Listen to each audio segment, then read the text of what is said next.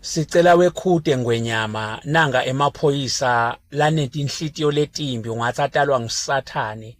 lasukela eMaswati atihlalele awagubhulute letibunu alibale kwaphenya letibunu ngekuthi asukela laMaswati awayelele emngolongolo le emahlathini emajukujukwini lapho atilimela khona insango afike lamaphoyisa lawa adale imbubhiso ashise agece emaphayipi abuye afuthe nangetayiteli afuthele laMaswati kanzi phela insangu le ngiyo lebambe umnotho wale live leMaswati sikhuluma nje wona lamaphoyisa namhla angemaphoyisa akhule afundziswa ngiyo lensango nalabo magistrate nabo labafutela amaphoyisa ngetinhlitiyo letimbi nabo babomanje namuhla ngulensango ngwenyama sinabonesi namathishela sinebantfu labafundzile sinabo somabhizinisi eveni laseSwati